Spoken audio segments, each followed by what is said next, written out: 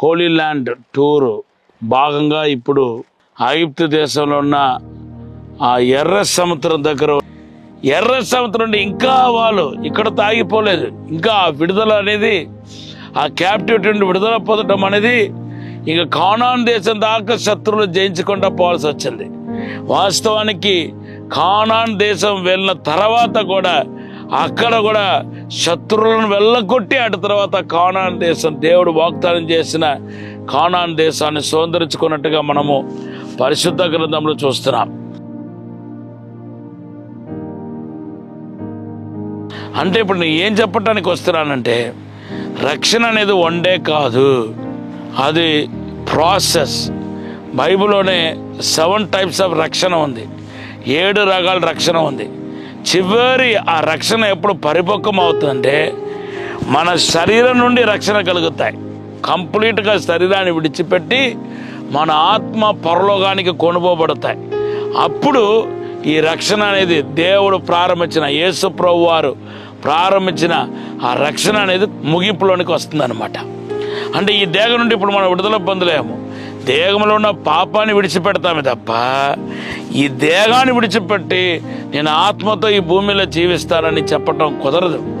కానీ ఒక రోజు వచ్చినప్పుడు ఈ యొక్క దేహం నుండి కూడా మనకు సంపూర్ణమైన విడుదల మనకు కలుగుతాయి. ఈ దేహం నుండి విడుదల పొందే ఆ రాకడ సమయం వచ్చేసరికి 7 స్టెప్స్గా మన రక్షణ విషయంలో పరిపక్వం చెందాల్సిన వారమై ఉన్నాము. దేవునామానికి స్తోత్రం. రెండవది ఏంటంటే, ఐగుప్తు నుండి తప్పించబడిన వారికి, ఐగుప్తు ఒక బానిసత్వం నుండి తప్పించబడిన వారికి నిశ్చయముగా అద్భుతం జరుగుతాయి అనేది ఈ ఎర్ర సముద్రం తెలియపరిచే సత్యం. అసాధారణమైన కార్యం జరుగుతాయి అనేది ఈ ఎర్ర సముద్రం మనకు చెప్పే పాఠం. హల్లెలూయా. చూడండి, ఐగుప్తు నుండి విడుదల పొందారు. ఎలా విడుదల పొందారు? ఫైనల్గా గొర్రెపిల్ల రక్తం చేత విడుదల పొందారు. దేవుడే ఐగుప్తు నుండి వాళ్ళని విడుదల చేస్తాడని పరిశుద్ధ గ్రంథం మనకు తెలియపరుస్తున్నాయి. అయితే ఈ ఎర్ర సముద్రానికి రాగానే ఏ ఒక్కడు, ఇప్పటికీ ఏ నరుడు సముద్రాన్ని 2 పాయలుగా చేసినట్టుగా బైబిల్లో ఎక్కడా లేదు. దేవుడు ఒక్కడే ఈ అద్భుతాన్ని చేయగలిగాడు. కాబట్టి ఎవరెవరైతే ఐగుప్తు అనే బానిసత్వం నుండి విడుదల పొందుతున్నారో వాళ్ళందరూ దేవుని బిడ్డలారా అద్భుతాలు పొందుతారు, అసాధారణమైన కార్యాన్ని చూస్తారని ఈ ఎర్ర సముద్రం మనకు తెలియపరుస్తున్నాయి. దేవుని బిడ్డలారా, చాలా మంది అద్భుతాల కోసం ఎక్కడెక్కడో పరిగెత్తుతూ ఉంటారు, ఏవేవో చేస్తూ ఉంటారు. మీరు ఎక్కడ పరిగెత్తాల్సిన అవసరం లేదు. హల్లెలూయా. దేవుని బిడ్డలారా, మీ అద్భుతం మీ చేతిలోనే ఉంది. యేసయ్య మీలోనే ఉన్నాడు, మీ చేతిలోనే ఉంది. హల్లెలూయా. అయితే మనం ఏం చేయాలంటే మనలో మనం పరిశుద్ధపరచుకోవాలా, యేసు రక్తంలో కడగబడాలా. అలా యేసు రక్తంలో కడగబడితే అప్పుడు ఈజీగా అద్భుతం జరుగుతాయి. అందుకొరకు యెహోషువ 3:5 ఏమని రాయబడి ఉందంటే, మొదటిగా గొర్రెపిల్ల రక్తం చేత కడగబడండి, పరిశుద్ధపరచుకోండి, అప్పుడు మీకు అద్భుతం జరుగుతాయని పరిశుద్ధ గ్రంథంలో చూస్తున్నాం.